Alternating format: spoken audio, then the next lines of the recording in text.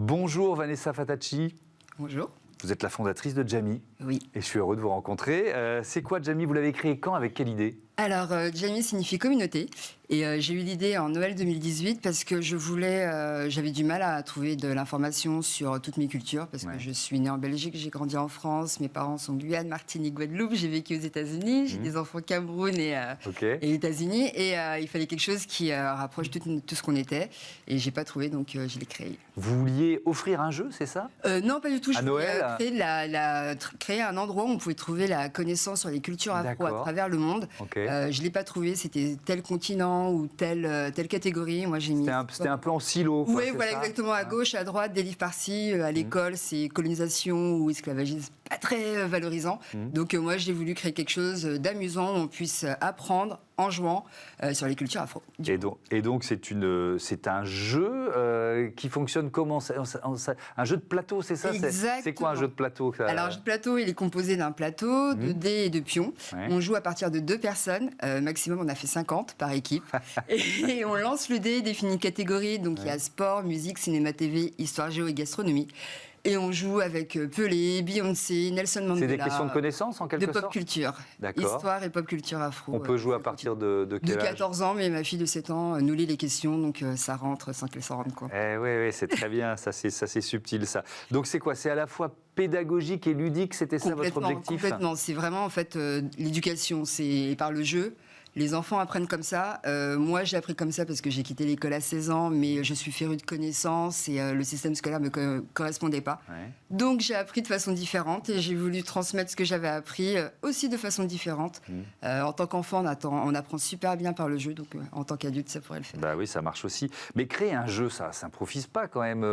Vous avez été aidé, vous l'avez fait tester. Pas du tout. Ça fait 15 ans que je suis entrepreneuse. Un jour, j'ai ouvert Photoshop et j'ai tout compris. Donc, je suis devenue graphiste, ensuite photographe, réalisatrice. J'ai organisé des événements, j'ai fondé un média sur la parentalité, j'ai écrit un livre et j'ai fondé une pâtisserie. Donc, toutes ces expériences-là vous ont servi, c'est ça? Exactement, ce qui fait que j'ai pu faire un prototype en 6 mois. Le faire tourner pendant 6 mois, voir ce qui allait, ce qui n'allait pas, faire la commande et puis 6 mois plus tard, le projet a été... Alors, il y a ce jeu, il y a aussi des événements que vous organisez dans la même logique, c'est ça? Exactement, parce que le jeu, je l'ai travaillé pendant le confinement et pour pouvoir travailler avec les gens, parce que c'est vraiment collaboratif, j'ai fait des lives sur Instagram, donc on jouait, les gens me disaient « Ah mais tiens, ce serait pas mal si tu faisais ça, ça, ça », j'ai pris toutes les notes et j'ai vu qu'ils voulaient aussi se regrouper physiquement après le confinement, donc c'est pour ça que la boîte elle reste physique. Il y avait des événements physiques et bientôt on passe au digital. On passe au digital, ça veut dire que vous préparez une version numérique du jeu? Du jeu, parce que le jeu se compose de 5 catégories. Il y en a une 6e qui est sortie. Et il n'y a que 6 faces sur un dé. Donc au bout d'un moment, on va être bloqué, parce qu'il y a d'autres recherches qui vont arriver. Et donc on va prendre le téléphone, choisir les catégories avec lesquelles on veut jouer. Le timer aussi, il y a un timer de 30 secondes, mais on va pouvoir mettre 45 ou moins. Des buzzers. Et ensuite, une partie vraiment digitale avec un jeu mobile où on peut apprendre surtout tout le temps. Ça, c'est pour quand, ça? Vous en êtes à quel stade du développement du jeu mobile? On a le prototype et on continue de travailler dessus. Ça sera pour 2023. Bon, ça c'est une belle perspective. Vous avez remporté l'édition 2021 de Créatrices d'avenir. C'est un concours qui est organisé par le réseau associatif Initiative Île-de-France.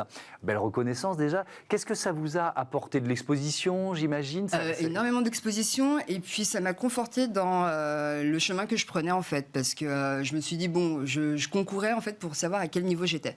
J'étais exclusivement sur le B2C et puis j'ai une commande énorme de la collectivité territoriale de Guyane, donc je me suis dit là on va faire les choses sérieusement, on va voir ce qu'il y a en B2B. J'ai vu le concours, je me suis dit on va tester pour voir et j'ai remporté 2 trophées. J'ai remporté un billet d'avion pour un long courrier, donc j'ai été en Côte d'Ivoire. Maintenant j'ai 2 points de vente en Côte d'Ivoire. En termes de médias aussi, c'est incroyable, j'ai eu beaucoup d'expositions et je travaille aussi sur un festival pour le mois de septembre, le Jamie Festival, et le concours Créatrices d'avenir et Initiative France m'accompagne.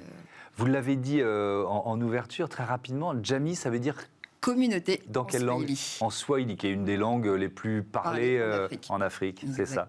Merci beaucoup Vanessa Fatacci d'être venue nous présenter votre jeu. Bon vent à la communauté Jammy.